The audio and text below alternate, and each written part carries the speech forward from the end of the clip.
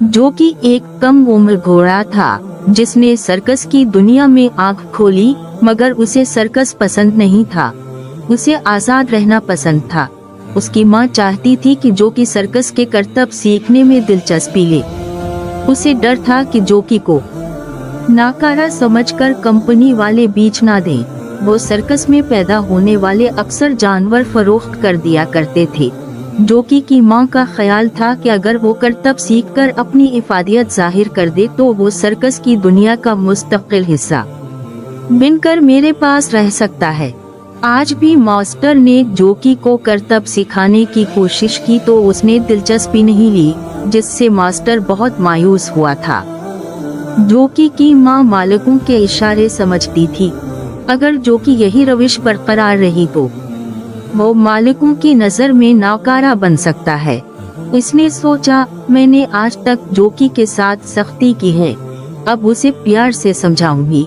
जोकी एक कम उम्र और खूबसूरत घोड़ा था। सर्कस में आने वाले बच्चे उसे बहुत पसंद करते थे। वो जोकी को देखकर तालियां पीटते, शोर शराबा करते, नोट और सके फेंककर अपनी खुश का इजहार करते थे। मगर मालिक इससे आगे चाहते थे। जो कि अगर मजीद कुछ मजाहिया तमाशे करता या करतब दिखाता तो बच्चों के जरिए सर्कस की मशहूरी बढ़ सकती थी। जो कि अपने वालिदैन का फरमानबरदार था।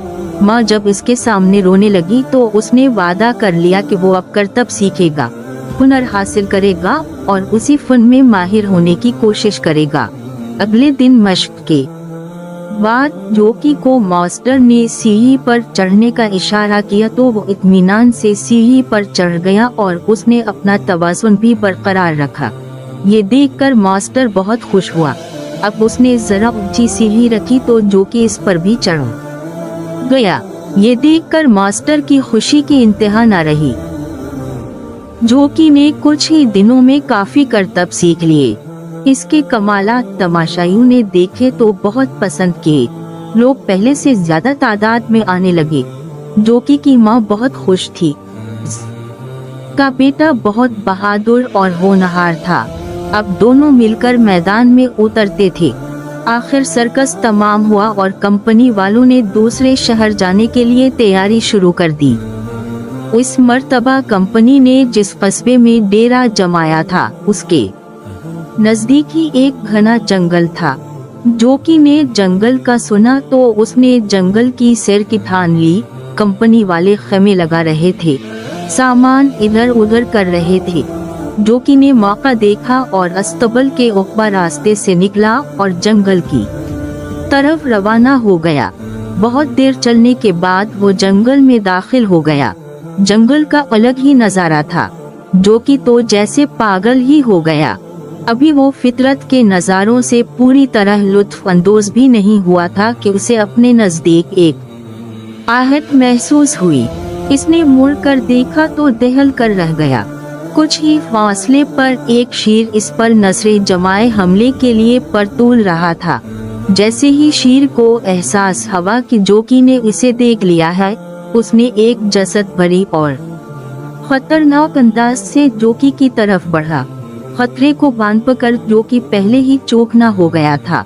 उसने भी दूसरे लम्हे मुखालिफ सिमत में छलांग लगाई और तेजी से दौड़ा, मगर शेर लम्हों में उसके करीब पहुंच गया और उसने रफ्तार तेज की। जोकी ने खुद को बचाया और सामने आने वाले दरख्त पर चढ़ता चला गया। इसने दो शाखों के दरमियान खुद को मुतवाजिन किया। एक शाख चरचराई। जोकी ने अपना वजन दूसरी शाख पर मुंतकिल किया और शाखों पर मजबूती से पांव फंसा लिए। नीचे खड़ा शेर फटी फटी नजरों से दरख्त पर चढ़े जोकी को देख रहा था कि कैसे एक घोड़ा दरख्त पर चढ़ सकता है। आखिर उसने अपना सर झटका और खौफनाक अंदाज में धड़ा। जोकी लरस कर रह गया, मगर उसने अपने औसान खता नहीं होने दिए।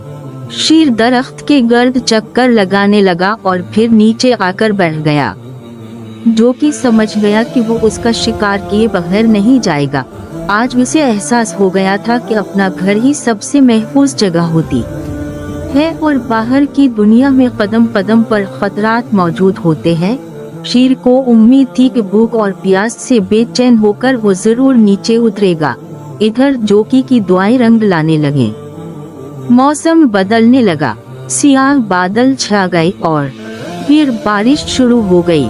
जोकी ने खुदा का शुक्र अदा किया और बारिश के पानी से प्यास बुझाई और दरख्त के पत्ते खाने लगा।